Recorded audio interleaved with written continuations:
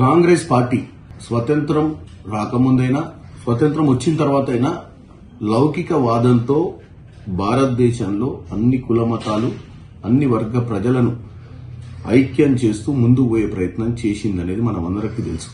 ఈరోజు BJP party కేవలం మతాల మధ్యన చిచ్చు పెట్టి రాజకీయ పబ్బం గడుపుకుంటుంది.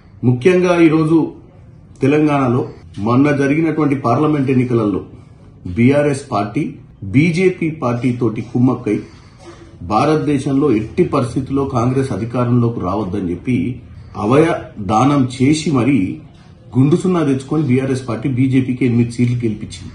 వీళ్ళిద్దరి మధ్యన అండర్స్టాండింగ్, వాళ్ళిద్దరి మధ్యన ఉన్నటువంటి ఒప్పందాల గురించి కవిత గారి మధ్య ఎన్నో వేదికల మీద మాట్లాడటం జరిగింది. వాళ్ళిద్దరి మధ్యన ఉన్న అంతర్గతమైనటువంటి ఏకాభిప్రాయం ఏంటంటే, ఇప్పుడు జూబ్లీహిల్స్ ఎన్నికల నేపథ్యంలో కూడా ఎలాగూ మైనారిటీలు బీజేపీకి ఓటేయరు కాబట్టి మైనారిటీ ఓట్లన్నీ కూడా బీఆర్ఎస్ కి వచ్చే విధంగా బీజేపీ వైఖరి ఉన్నట్టుగా మనకి ఈరోజు తెలుస్తుంది. కాంగ్రెస్ పార్టీ ఒక మైనారిటీని, అది ఒక భారతదేశ క్రికెట్ జట్టుకు సారథ్యం వహించినటువంటి అజరుద్దీన్, ఈరోజు హైదరాబాద్ నగరానికి చెందిన అజరుద్దీన్ భారతదేశ జట్టులోకి వెళ్లి హైదరాబాద్ నగరం పేరును ఆ రోజు గడించింది. భారతదేశానికి కెప్టెన్ గా రథసారథిగా ఉండి ఎన్నో విజయాలు సాధించి భారతదేశానికి కూడా మంచి పేరు తెచ్చినటువంటి వ్యక్తి అజరుద్దీన్.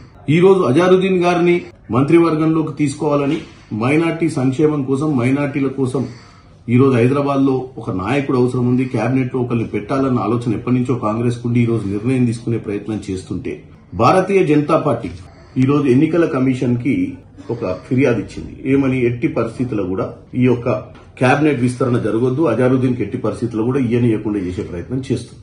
దీంతో బీఆర్ఎస్ కి మంచి జరగాలని, మైనార్టీలందరూ బీఆర్ఎస్ వైపు చూడాలని కాంగ్రెస్ పార్టీ మైనార్టీలకు అవకాశం ఇస్తలేదని ఒక అబాండ వేసే విధంగా ఈరోజు బీజేపీ వైఖరి ఉంది.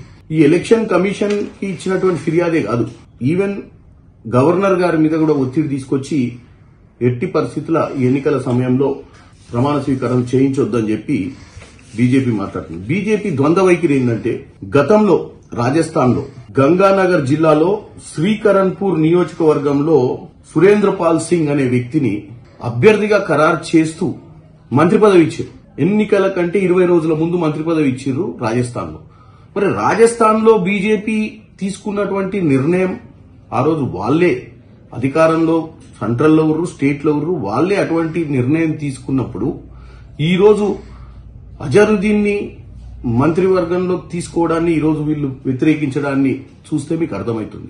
10 సంవత్సరాలు తెలంగాణను దోసుకునే సమయంలో కూడా నిమ్మకు నీరెత్తినట్టుగా ఉర్రు బీజేపీ నాయకులు. ఇక్కడ ఉన్నటువంటి బండి సంజయ్ గారైనా, కిషన్ రెడ్డి గారైనా ఒక్కరోజు కూడా వీళ్లు ఎఫ్ఆర్ఎంబీకి వ్యతిరేకంగా, అలాగే కార్పొరేషన్లు పెట్టి మరీ ఎక్కువ ఇంట్రెస్ట్ కు నిధులు తెచ్చి దోసుకున్నప్పుడు కూడా తెలంగాణను కాపాడని వీళ్లు ఈరోజు బీఆర్ఎస్ బీజేపీ ఒక్కటే మళ్లీ జూబ్లీహిల్స్ ఎన్నికలలో బీఆర్ఎస్ కి, ఎందుకంటే వీళ్ళని ఎట్లాగూ పార్లమెంట్ ఎన్నికలలో సహకరించారు కదా వీళ్లకు, మళ్లీ బీఆర్ఎస్ పార్టీని గెలిపించాలన్న తాపత్రయం వీళ్లలో కనపడుతుంది. దీన్ని ముఖ్యంగా మైనార్టీ సోదరులు గమనించాల్సిందిగా నేను కోరుకుంటున్నాను. మైనార్టీలకు మంచి జరగొద్దని బీజేపీ, మైనార్టీలకు వ్యతిరేకంగా బీజేపీ నిర్ణయాలు తీసుకుంటుంటే బీఆర్ఎస్ పార్టీ కేవలం ఎన్నికలలో వాళ్లకు పార్లమెంట్ లో సహకరించడం కాబట్టి ఇప్పుడు మాకు ఇక్కడ సహకరించాలి, ఎట్టి పరిస్థితుల్లో కాంగ్రెస్ ని గద్దెనెక్కనియొద్దనే ఆలోచన క్లియర్ కట్ గా కనపడుతుందని ముఖ్యంగా నేను మైనార్టీ సోదరులకు తెలియజేయాలనుకుంటున్నాను.